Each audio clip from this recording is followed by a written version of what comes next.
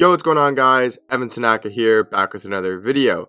In today's video, I'm going to be showing you guys how to score on offense using the pick and roll. In my opinion, the pick and roll is the easiest and the best way to score in NBA 2K22 My Team. I'm going to be showing you guys all my tips and tricks of what reads to make out of a pick and roll and how to use it as effectively as possible to help you guys win more games. If you guys are new here, I'd really appreciate if you could subscribe down below. I post 2 to 3 My Team videos every single day and give some of the best and no money spent content, tips, and tricks on the platform. So guys, hopping right into the video, we're just, I made the clip. We're just going to show it off right here. So basically, right, first possession, we're going to drive by. So the first possession that we're going to show you guys for the pick and roll is going to be the drive, right? So what you're going to do is you're going to come around the screen. You're going to see we got him stuck, right? And he's not using his center. Basically, he's basically using on ball. So he's playing on ball defense, right? If you watch that again, he is playing on ball defense. So when we go around the screen and we see that he gets stuck by that screen, we know if he switches onto the big, then we can make a different read. But I see he's not switching onto the big, and we have Steve Francis, who's a really athletic guard who's really fast. So we're going to attack that ball to the paint. Again, nobody is there. I'm going to get the easy dunk all the way. I also do apologize for not the greatest quality. So you guys should understand that one. Maybe we'll go back and, rewatch a couple of them, but that one's pretty self-explanatory. If they don't switch onto the big and they're on balling, you just run by, get the easy dunk.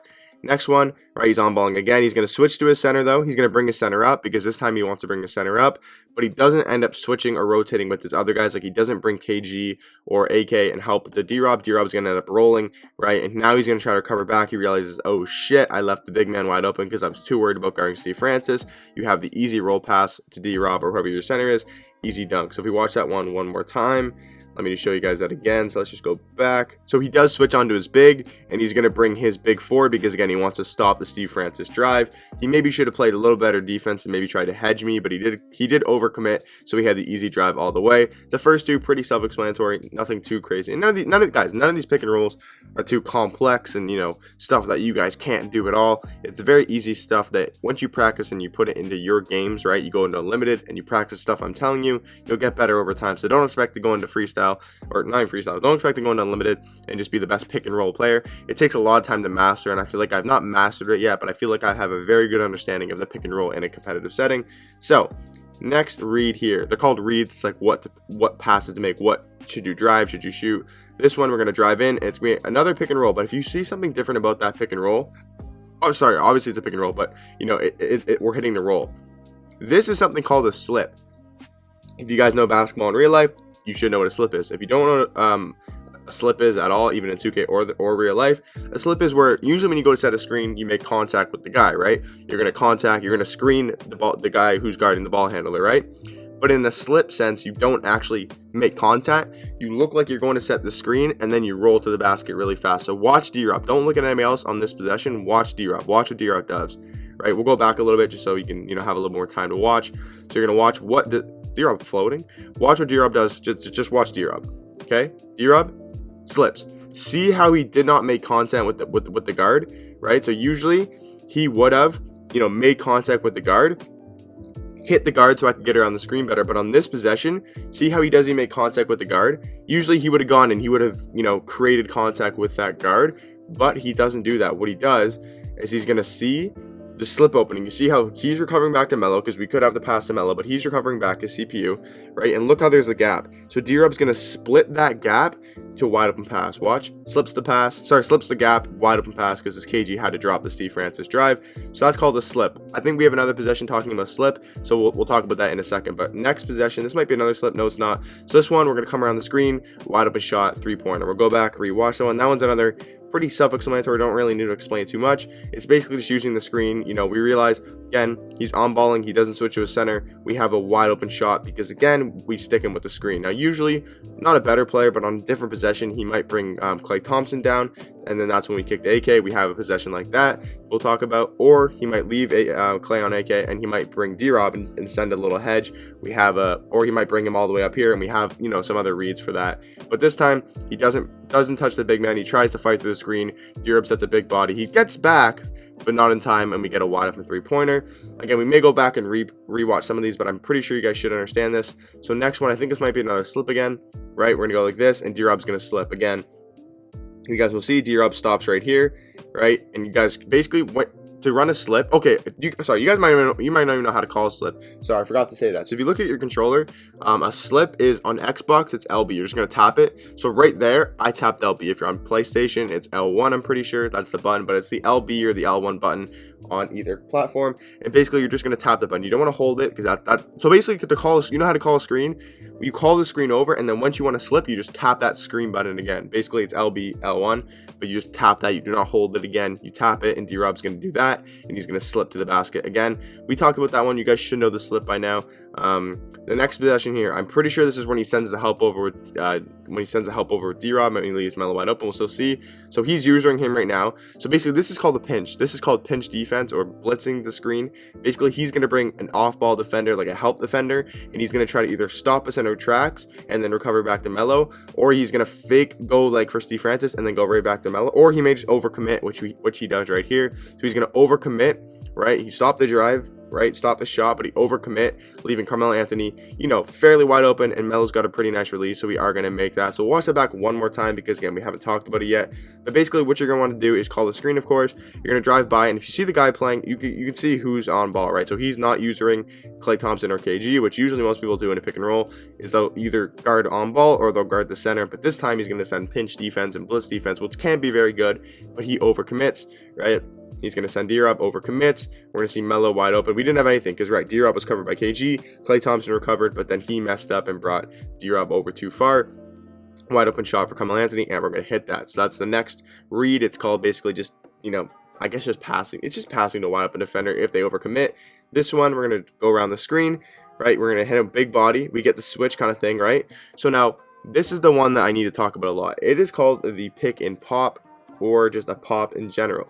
It is something that competitive players do that you can tell a difference. If somebody knows how to play the game properly, they will do this pop. If I see someone do this in a game, I know exactly if they're a good player or not a good player right off the rip. Basically, okay, we're going to play it in slow-mo here. Ready? We're going to try to stop it as much as possible. Why is it not playing? Hold on. There we go. Okay.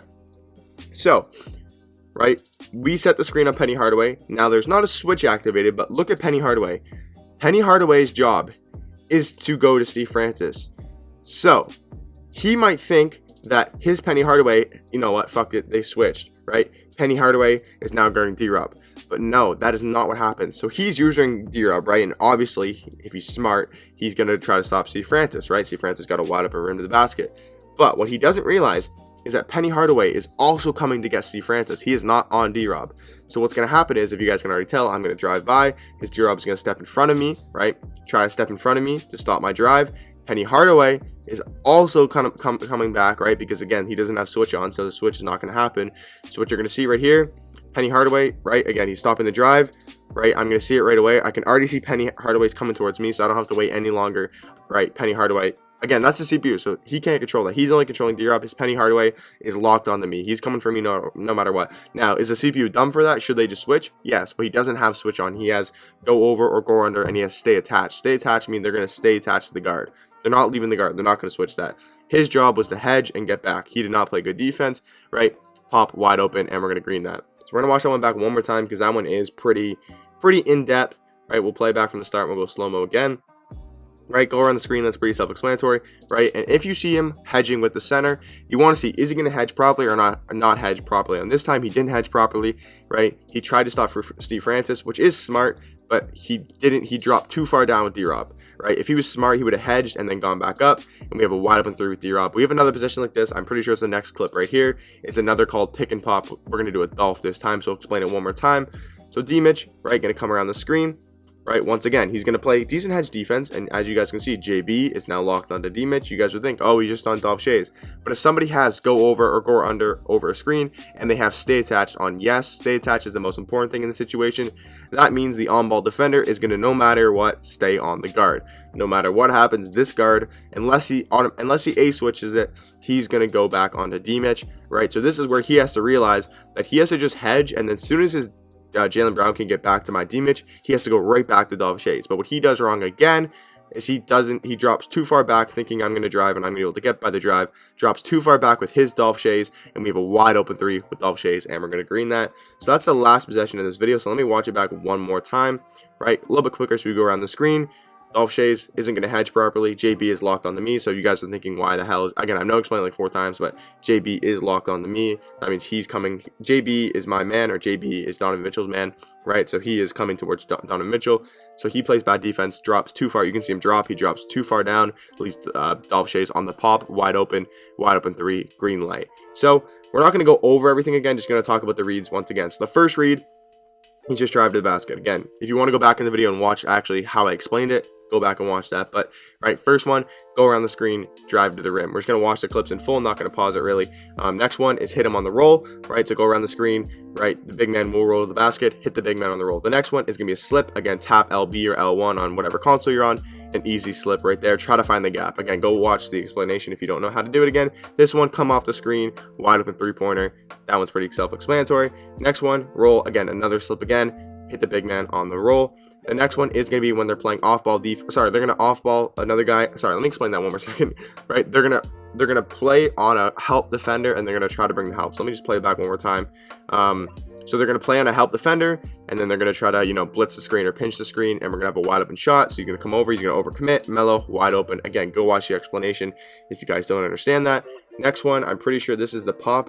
Right, so this is the first pop. Again, they play bad defense. He drops too far down with his big man, wide open 3-pointer, and same as this last possession. He drops too far down, doesn't play good hedge defense, and we get the wide open pop. And guys, that is it for the video. That is the best reads and best way to run a pick and roll in unlimited or whatever game mode you want to play that has a have 5 people on the court. Hope you guys enjoyed. Pick and roll is definitely the best method to score in this game. Best way to score in this game, how to run your offense. It should be through pick and roll. So again, rewatch this video if you still don't understand. Trust me, you will understand eventually. Try it on unlimited. Let me know how it goes for you guys. Hope it does help you guys. Hope you guys enjoy this video as well, and I'll catch you guys in the next one. Peace.